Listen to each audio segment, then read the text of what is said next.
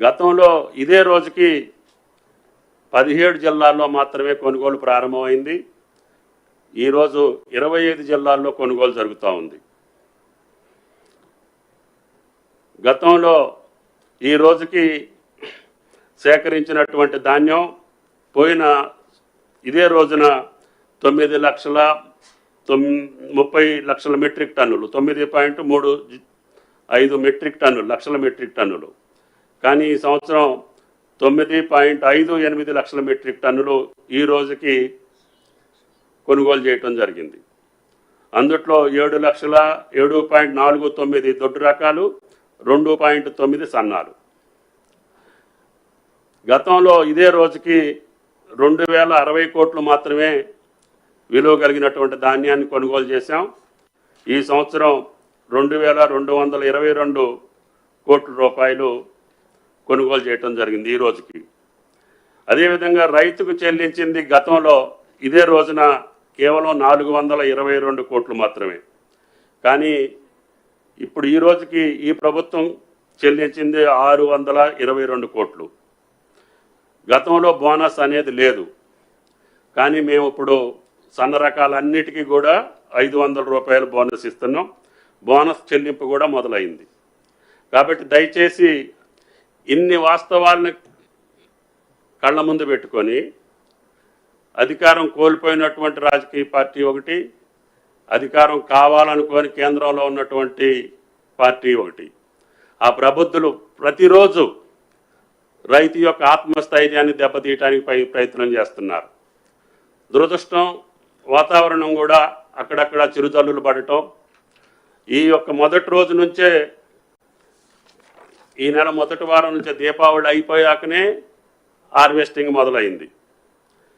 అయినా సరే ప్రభుత్వం అన్ని చర్యలు తీసుకొని సుమారు గ్రామానికి ఒక కొనుగోలు కేంద్రాన్ని ఏర్పాటు చేశాం.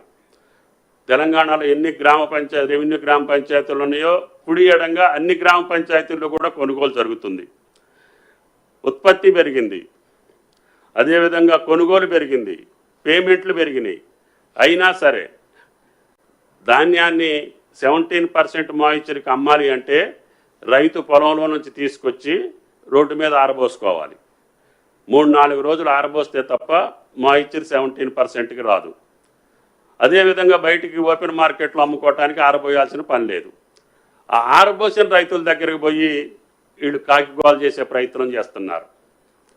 అధికారం పోయినంత మాత్రాన అంత అల్లకొల్లం అవ్వాల్సిన పని లేదు, అంత ఆదుర్ద పడాల్సిన పని లేదు, అంత ఆతృత పడాల్సిన పని లేదు. సరే, వాళ్ళ పార్టీ వితిన్ ది పార్టీలో వైరుధ్యాలు ఉండొచ్చు, లేకపోతే ఆధిపత్య పోరు ఉండొచ్చు, లేకపోతే 2 పార్టీల మధ్య ఆధిపత్య పోరు ఉండొచ్చు, ఈ రాష్ట్రంలో తర్వాత స్థానం ఎవరు ఆక్రమించుకోవాలనే కోరికలు ఉండొచ్చు, లేకపోతే ఈ పార్టీలో ఎవరు అది మళ్ళీ లైమ్ లైట్లో ఉండాలనే ఆధిపత్య పోరు ఉండొచ్చు. కానీ మీ ఆధిపత్య పోరు కోసం రైతాంగాన్ని బలిపెట్టాలనో, రైతాంగాన్ని ఆందోళన పరచాలనో, ఆయన్ని ఇబ్బంది పెట్టాలనేటటువంటి రాజకీయ ప్రయత్నం మీ యొక్క తప్పుడు విధానం అని చెప్పి ఆ ఇరు పార్టీలకి విజ్ఞప్తి చేస్తున్నాం. కాబట్టి దయచేసి మంచి పంట పండింది, దిగుబడి ఎక్కువ వచ్చింది, ఓపెన్ మార్కెట్లో మంచి ధర ఉంది, రైతుకు రూపాయి వచ్చే కాడ అమ్ముకునే అవకాశం ఇచ్చాము. మేము ఎక్కడా కూడా రిస్ట్రిక్షన్ పెట్టట్లేదు. ఓపెన్ మార్కెట్లో రూపాయి వస్తే అమ్ముకోమని చెప్తున్నాం. పర్చేసింగ్ సెంటర్కి వచ్చిన ప్రతి గింజ కొంటామని చెప్తున్నాం. అది దొడ్డు రకం కావచ్చు, సన్న రకం కావచ్చు, ప్రతి గింజని కొంటాం. ప్రతి రైతుకి అమౌంట్ కూడా విత్ ఇన్ టైంలో ఇచ్చి తప్పకుండా రైతును ఆదుకోవాలనే ప్రభుత్వం తప్ప మీకు మాదిరిగా మాటలతోటో చేతలతోటో రైతును ముంచినటువంటి ప్రభుత్వం కాంగ్రెస్ ప్రభుత్వం కాదు అని చెప్పి ఆ ఇరు పార్టీలకు విజ్ఞప్తి చేస్తున్నాం. కేంద్రంలో ఉన్న పార్టీకి కూడా విజ్ఞప్తి, మీరు ఇచ్చినటువంటి గైడ్ లైన్స్ ప్రకారంగా మేము కొనాలి. మీకు అంత ప్రేమ ఉంటే, అంత అభిమానం ఉంటే, రైతుల మీద అంత మక్కువ ఉంటే, నిజంగా రైతాంగం కోసం మీరు మాట్లాడే పద్ధతి ఉంటే ఆ యొక్క గైడ్ లైన్స్ని కొంచెం మార్చండి. మాయిశ్చర్ యొక్క విధి విధానాలు మార్చండి. అది కాటన్లో కావచ్చు, వరిలో కావచ్చు.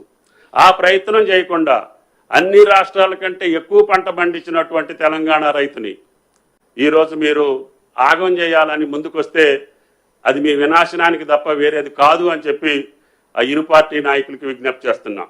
కాబట్టి దయచేసి ధాన్యం కొనుగోలులో కానీ పత్తి కొనుగోలులో కానీ, పత్తి కూడా గతంలో కంటే బ్రహ్మాండంగా దిగుబడి తగ్గింది, కానీ కొనుగోలులో మాత్రం ఏమాత్రం కూడా అలక్ష్యం చేయకుండా గత 3 నెలలుగా CCIని ఇబ్బంది పెట్టి ఆ మంత్రి గారితో మాట్లాడి ఆ MDని ఇక్కడికి పిలిపించి 3 సార్లు తెలంగాణ పత్తిని మొత్తాన్ని కొనుగోలు చేసే ప్రయత్నం చేశాం.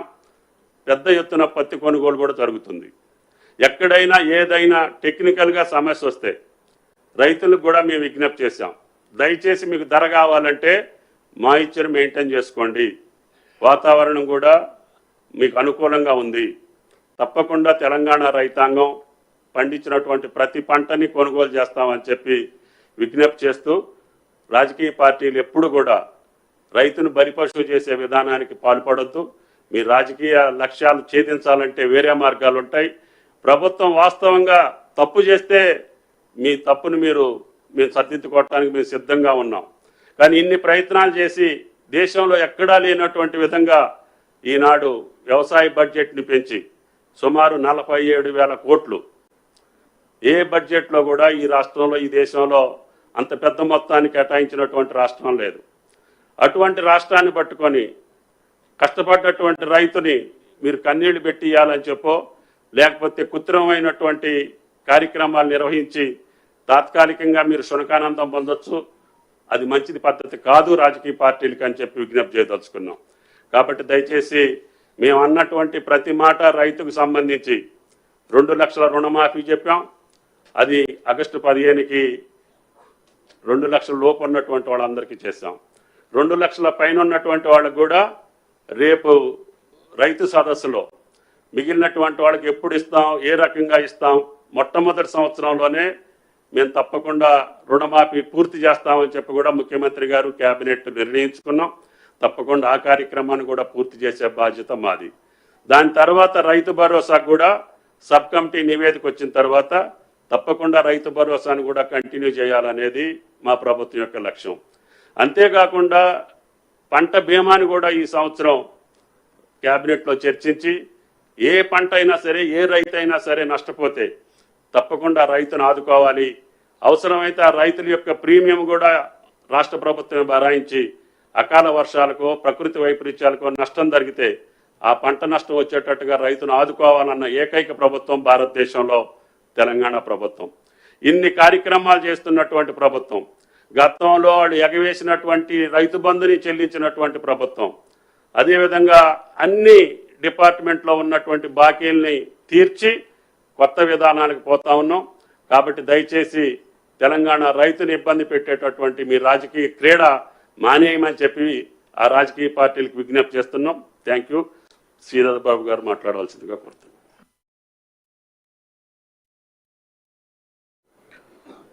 పాత్రికేయ మిత్రులందరికీ నమస్కారం. ఇప్పుడే పెద్దలు తుమ్మల నాగేశ్వరరావు గారు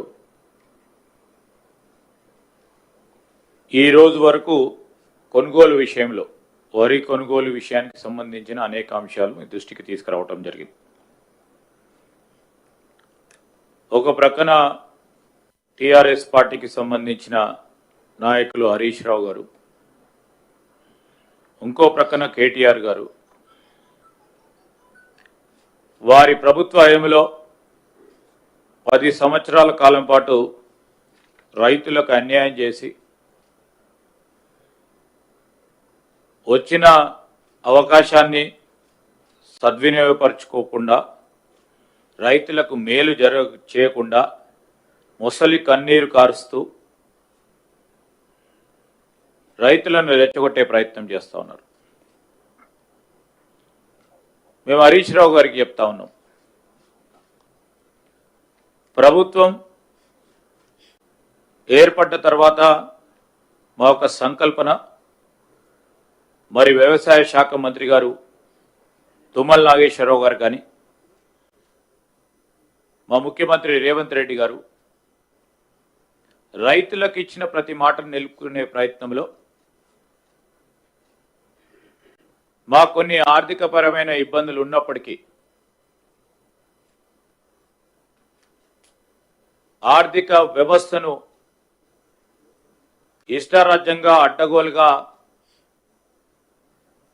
ఆ రోజు టిఆర్ఎస్ పార్టీ ప్రభుత్వం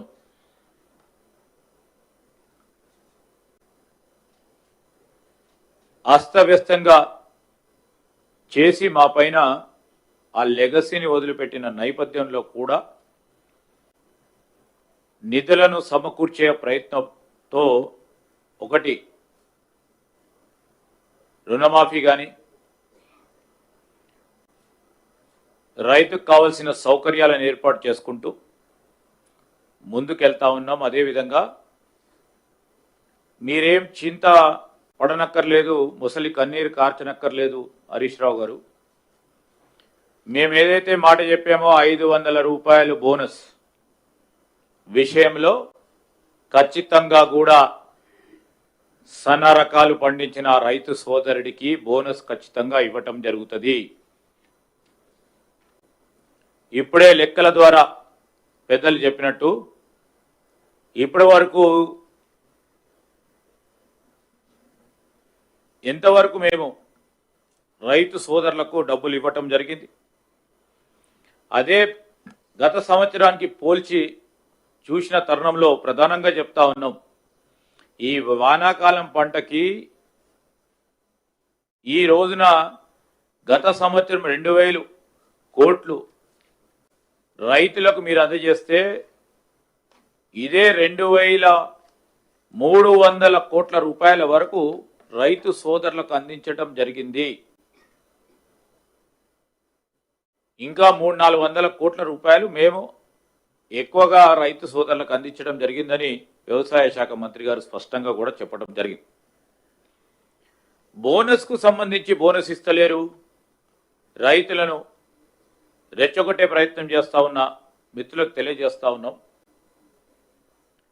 బోనస్ ఇవ్వకుండా ఎక్కడ పోదు, రైతులు చింతపడనక్కర్లేదు. ఎందుకంటే దానికి ఒక పద్ధతి ఉంది. విషయ సేకరణ తర్వాత రైతులకు సంబంధించి ఏదైతే ఈ బోనస్ రిలీజ్ చేసేది ఉంటుందో రాష్ట్ర ప్రభుత్వం తరఫున ఖజానా నుంచి రిలీజ్ చేయడం జరుగుతుంది. కనుక ఆ డిస్ట్రిక్ట్ మేనేజర్ DCSOకు పూర్తి స్థాయిలో వివరాలు ఇవ్వాల్సి వస్తుంది. ఆ DCSO మళ్ళా డిజిటల్లీ సైన్ చేసి ఏదైతే ఫైనాన్స్ డిపార్ట్మెంట్లో ఉన్న MISకి ఆ ప్లాట్ఫామ్కి పంపించడం జరుగుతుంది. ప్రతిరోజు ఇవన్నిటిని కూడా జనరేట్ చేసి దాని పరంగా డిజిటలీ ఎక్నాలజ్ చేసుకొని ముందుకు పోతా ఉన్న తరుణంలో దానికి ఒక పద్ధతి ప్రకారం దాదాపు 5-6 రోజులు అంటే వారం రోజుల లోపల మేము ధాన్యం సేకరించిన తర్వాత వారం రోజుల లోపలనే ఈ 500 రూపాయల బోనస్ కూడా ఇవ్వటం జరుగుతుంది. మొదటిసారి ఒక గొప్ప ప్రయత్నం తెలంగాణ రాష్ట్ర ప్రభుత్వం, మా కాంగ్రెస్ ప్రభుత్వం రైతులకు మేలు చేసే ఒక ప్రయత్నం ఏ రాష్ట్రంలో లేని విధంగా మీరు ఒకసారి ఆలోచన చేస్తే సన్న రకం పండించిన రైతు సోదరుడికి ఎకరానికి లెక్కలేసుకొని ఆ రైతు సోదరుడు చూస్తే ఎన్ని క్వింటళ్ళు పండిస్తే అన్ని క్వింటళ్లకు సంబంధించిన ఈ బోనస్ వారికి మేము అందజేస్తున్నాం. అంటే ఎప్పుడు లేని విధంగా వారికి మేలు చేసే కార్యక్రమం మా తెలంగాణ కాంగ్రెస్ పార్టీ ప్రభుత్వం చేపడతా ఉన్న నేపథ్యంలో నిజంగానే వీరు చేస్తూ ఉన్నారు. రైతుల్లో ఉన్న కొద్దిపాటి మాకు ఏదైతే ప్రమేయం ఉందో అది పోతుందని దుష్ప్రచారాలు చేస్తూ ముందుకు నడుస్తా ఉన్న తరుణంలో మీకు ఏదైనా ఉంటే సలహా చెప్పండి, సూచనలు ఇవ్వండి. రాష్ట్ర ప్రభుత్వంలో మీరు 10 సంవత్సరాల కాలం పాటు ప్రభుత్వంలో ఉన్నారు. మేము అనేక సందర్భాల్లో చెప్పినాం, మీరు ఆ రోజు చేపట్టిన మంచి ప్రాక్టీసెస్ ఏవైతే ఉంటాయో బేషిజాలు పోకుండా దాన్ని మేము ఆచరిస్తామని చెప్పినాం. అసలు మీకు బెస్ట్ ప్రాక్టీసెసే లేనట్టున్నాయి మాకు చెప్పడానికి. సూచనలు చెప్పడానికి కూడా సూచనలు లేకుండా 10 నెలల కాలయంలో ఎన్ని మార్లు, ఎన్నిసార్లు, ఎన్ని సందర్భాల్లో ప్రభుత్వం చేపట్టే ప్రతి కార్యక్రమాన్ని అడ్డుకోవాలనే ప్రయత్నం చేస్తూ ప్రజలను తప్పుదారి పట్టించే ప్రయత్నం చేపడుతున్న తరుణంలో ఇంతకుముందు పెద్దలు చెప్పినట్టు ఈరోజు కనీస మద్దతు ధర, దానికి తోడు రాష్ట్ర ప్రభుత్వం ప్రజలకు ఇచ్చింది, రైతులకు ఇచ్చిన మాట బోనస్ను ఖచ్చితంగా ఇవ్వటం జరుగుతుంది, ఇస్తా ఉన్నాం. దాదాపు ఇప్పటి వరకు మరి 33 కోట్ల రూపాయల వరకు ధాన్య సేకరణకు సంబంధించిన ఈ బోనస్ను కూడా రైతు సోదరులకు వారి వారి ఖాతాల్లో ప్రాసెస్ చేయబడతా ఉన్నాయి. ఎన్ని వందల కోట్ల రూపాయలైనా స్పష్టంగా ముఖ్యమంత్రి గారు, వ్యవసాయ శాఖ మంత్రి గారు అనేక సందర్భాల్లో కూడా చెప్పడం జరిగింది. పౌర సరఫరాల శాఖకు సంబంధించిన మంత్రి గారు ఉత్తమ్ కుమార్ రెడ్డి గారు కూడా బోనస్ ఖచ్చితంగా ఇచ్చి తీరుతాం, మా మాటపై నమ్మకం ఉంచుకొని సన్న రకాలని ముందుకు నడిపిన రైతు సోదరులందరికీ కూడా బోనస్ ఖచ్చితంగా ఇవ్వటం జరుగుతుందని మేము మనవి చేస్తూ, మరి ఈ సందర్భంలో అనేక విషయాలు కూడా స్పష్టంగా కూడా చెప్పడం జరిగింది. గతసారి ఈసారికి పోలిస్తే ఇక్కడ కూడా అసలు కంపారిజన్ లేదు. టీఆర్ఎస్ వాళ్ళు అనేక సందర్భాల్లో చెప్పారు, కాళేశ్వరం ప్రాజెక్టు వర్షాలు పడతా ఉంటే బ్యారేజీలను నిల్వ చేసి వరి ఉత్పత్తుకు మేము పెద్ద ఎత్తున ఆలోచన చేసినాం కనుక పెద్ద ఎత్తున వరి సాగు జరిగిందని చెప్తా ఉన్నారు. మేము అడుగుతా ఉన్నాం, ఈరోజు కనీ వీర్యని ఎరగని రీతిలో ఈరోజు వచ్చిన ధాన్యం 66.77 లక్షల ఎకరాల విస్తీర్ణంలో ఎప్పుడూ లేని విధంగా 146 లక్షల మెట్రిక్ టన్నుల వరి ఉత్పత్తి అయింది. గొగ్గోలు పెట్టింది కదా కాళేశ్వరం ప్రాజెక్టుకు సంబంధించి, మేమైతే వానాకాలంలో నీళ్ళు ఇచ్చినామని, ప్రాజెక్టు ఉంది కనుకనే నీళ్ళు ఇచ్చినాం, ప్రాజెక్టు ద్వారానే అయిందని నీళ్ళు ఇచ్చినామని గొగ్గోలు పెట్టిన ఈ టీఆర్ఎస్ పార్టీ ప్రభుత్వానికి సంబంధించి ఆనాడు చెప్పింది. ఈరోజు మేము అడుగుతా ఉన్నాం, ఒక ప్రక్కన బ్యారేజీలు కూలిపోతా ఉన్న సందర్భంలో కేంద్ర ప్రభుత్వం ఆధీనంలో ఉన్న సంస్థ ద్వారా సాంకేతికపరమైన మాకు జవాబు వచ్చిన తర్వాత ముందుకు పెట్టాలని ఆలోచన చేసినప్పటికీ ఈరోజు ఇంత ఉత్పత్తి జరిగింది. వారంటే వారు చెప్పిన ప్రతి మాట సత్యదూరమైందని స్పష్టంగా కనబడతా ఉంది. రెండవది బీజేపీ పార్టీ వారికి, కేంద్రంలో మీ ప్రభుత్వం ఉంది. ఇంతకుముందు పెద్దలు తుమ్మల నాగేశ్వరరావు గారు చెప్పినట్టు వెసులుబాటు ఇవ్వండి. తెలంగాణ రాష్ట్రానికి సంబంధించిన రైతాంగ సోదరులకు సంబంధించి మీరేదైతే 17% నిష్పత్తి పెట్టి తేమకు సంబంధించిన అంశం విషయంలో మీ ప్రభుత్వం ఉంది కేంద్రంలో, మీ బీజేపీకి సంబంధించిన పార్లమెంట్ సభ్యులు ఉన్నారు 8 మంది. ప్రధానమంత్రిపై, వ్యవసాయ శాఖ మంత్రిపై ఒత్తిడి తీసుకొచ్చి వెసులుబాటు ఇచ్చే కార్యక్రమం చేస్తే, ఈరోజు మీరు వెసులుబాటు ఇస్తే అంత దూరం వరకు కూడా పోయి మేము పూర్తి స్థాయిలో ధాన్య సేకరణ విషయంలో తేమను పక్కన పెట్టాం మేము కేంద్ర ప్రభుత్వం అని చెప్పండి, లేకుంటే ఇతర అంశాలకు సంబంధించిన విషయంలో మేము పూర్తి స్థాయిలో వెసులుబాటు ఇవ్వమని చెప్పండి. రెండో క్షణమే వ్యవసాయ శాఖ, మార్కెటింగ్ శాఖ, మా పౌర సరఫరా శాఖకు సంబంధించిన అధికారులందరూ కూడా అదే రకమైన వెసులుబాటు ఇచ్చి ధాన్య సేకరణ చేయటం జరుగుతుంది. మీ బాధ్యతను విస్మరించి ప్రభుత్వం ఇక్కడ మా రాష్ట్ర ప్రభుత్వం ఇటువైపున్న కాంగ్రెస్ పార్టీ ప్రభుత్వంపై ఈ విధంగా మాట్లాడటం సరికాదని బీజేపీ సోదరులకు కూడా మేము తెలియజేస్తా ఉన్నాం. కాటన్కి సంబంధించి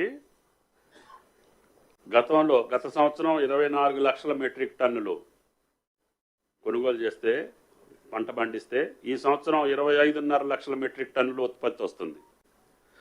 కేవలం గత సంవత్సరం 86 సెంటర్లోనే కొనుగోలు జరిగింది. ఈ రోజున 300 సెంటర్లో కొనుగోలు జరుగుతూ ఉంది.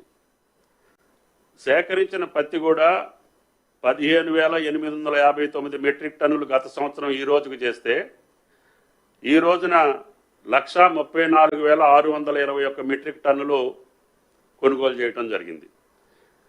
రైతుల సంఖ్య గత సంవత్సరం ఇదే రోజుకి 6,553. కానీ ఈ రోజుకి అమ్ముకున్నటువంటి రైతుల సంఖ్య 56,852. సేకరించిన పత్తి విలువ వచ్చి గత సంవత్సరం ఇదే రోజుకి 110 కోట్లు మాత్రమే. కానీ ఈ సంవత్సరం 987 కోట్లు విలువ కలిగినటువంటి పత్తిని సేకరించాం.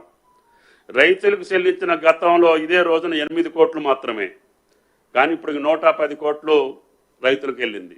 అంటే పత్తి కొనుగోలులో కానీ వరి కొనుగోలులో కానీ గతంలో కంటే అన్నిటికంటే మిన్నగా ఈ సంవత్సరం అన్ని పారామీటర్స్లో వీఆర్ ఇన్ ద నెంబర్ 1. అటువంటి ప్రథమ స్థానంలో ఉన్నటువంటి రాష్ట్రాన్ని భంగిల్ చేసి లేదు మా రాజకీయ పాపమే మాకు ముఖ్యం, మాకు రాజ్యాధికారమే ముఖ్యం, కాబట్టి మీ మీద బట్టగాల్చి మీదేస్తాం తుడుచుకోండి అనేటటువంటి దుర్బుద్ధికి వచ్చినటువంటి రాజకీయ పార్టీలు రైతు సంక్షేమం కోసం కాదు, మీ యొక్క అధికార దాహం తీర్చుకోవటానికి అనేది అర్థమవుతుంది. కాబట్టి అది తగ్గించి రైతుని ఎక్కడా కూడా ఆందోళనకరం చేయకుండా ఆయన ఎక్కడా కూడా ఇబ్బంది పడేటటువంటి ప్రకటనలు కానీ ఆయనకి నష్టం వచ్చేటటువంటి కార్యక్రమాలకు దూరంగా ఉండాలని చెప్పి ఆ రాజకీయ పార్టీలకు విజ్ఞప్తి.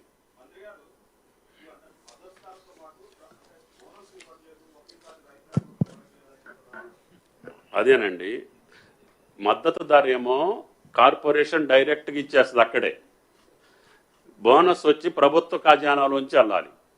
ప్రభుత్వ ఖజానా నుంచి వెళ్ళాలంటే ప్రాసెస్ జిల్లా నుంచి డిజిటల్ సైన్ చేసుకొని సివిల్ సప్లైస్ కార్పొరేషన్కి రావాలి. ఆ యొక్క ఎండి సంతకం పెట్టిన తర్వాత ఫైనాన్స్ డిపార్ట్మెంట్కి రావాలి.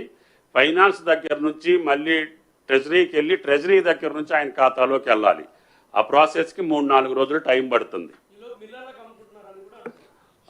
మిల్లర్లకు అమ్ముకోవాలన్నా మీరు ఒక మంచి పేపర్కి వెళ్ళాలంటే ఆ పేపర్ క్రెడిబిలిటీ ఉంటేనే అక్కడికి వెళ్తారు, లేకపోతే మీ దగ్గర సరుకు ఉంటేనే ఆయన తీసుకుంటాడు.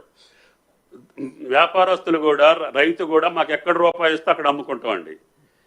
పర్చేసింగ్ సెంటర్ కంటే నాకు మిల్లర్ దగ్గర ఎక్కువ వస్తుంది. ఎందుకు వస్తుంది అంటే అతను మాయిచ్చర్ ఎంత ఉన్నా కొంటుండు.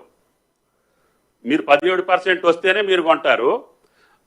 మిల్లర్ దగ్గర డయ్యర్స్ ఉంటాయి కాబట్టి 20-30% తేమన్నా కూడా తీసుకొని ఇదే రేటు వస్తుంది.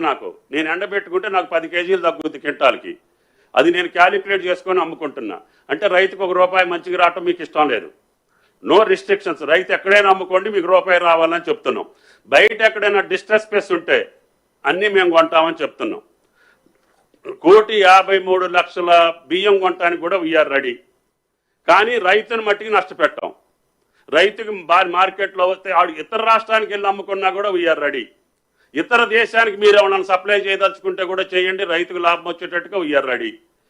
రైతుకు మేలు జరగటానికే పద్ధతి తప్పితే రైతును నష్టపెట్టేటటువంటి పరిస్థితి లేదు. బయట ఎందుకు అమ్ముకుంటారండి? ₹1 వస్తుంది కాబట్టి అమ్ముకుంటా. మార్కెట్ డిమాండ్లో ఎక్కడ ఉంటే అక్కడికి అమ్ముకుంటా. అది కూడా తప్పేనా? అట్లా రైతుకు ₹1 రావద్దా? రైతు బాగుపడొద్దా?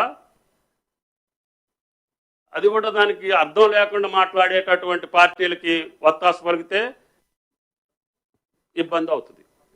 అయ్యా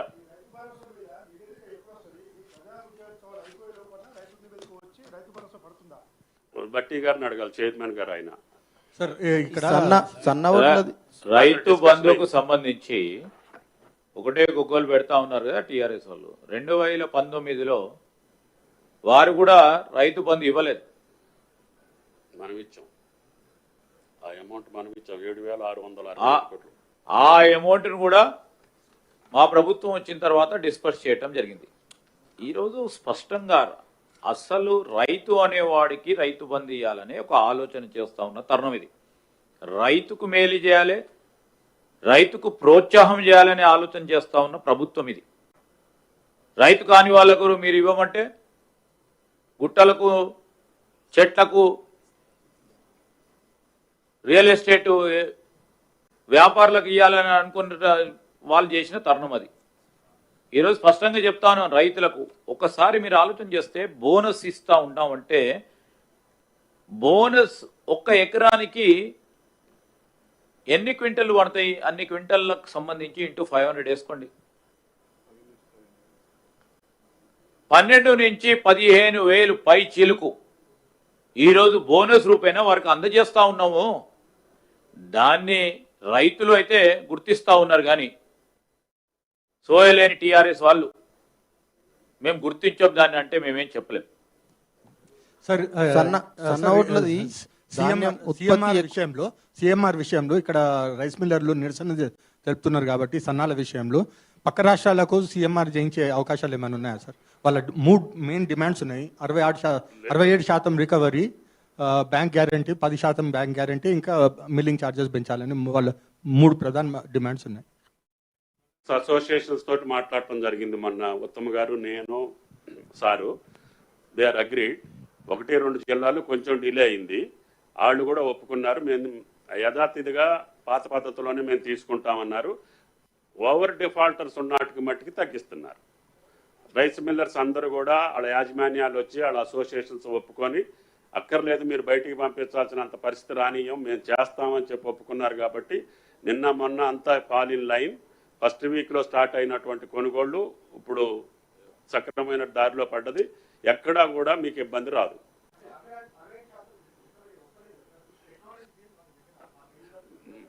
మొన్న సివిల్ సప్లైస్ మంత్రి గారు ఇచ్చిన కండిషన్స్కి వాళ్ళు ఒప్పుకున్నారు ఫైనల్గా.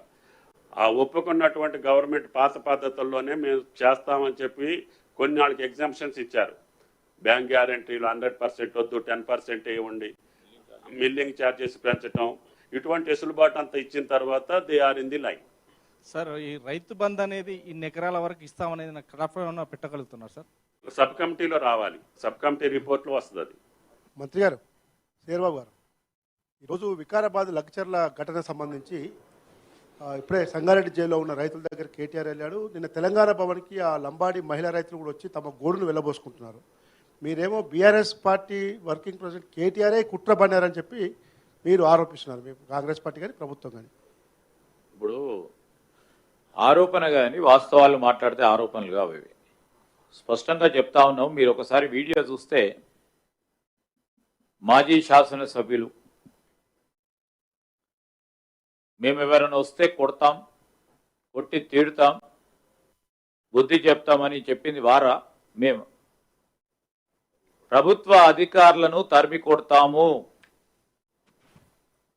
అని స్పష్టంగా చెప్పింది టీఆర్ఎస్ పార్టీకి సంబంధించిన వారి అగ్రనేతలు. సరే, మేమేమన్నాము?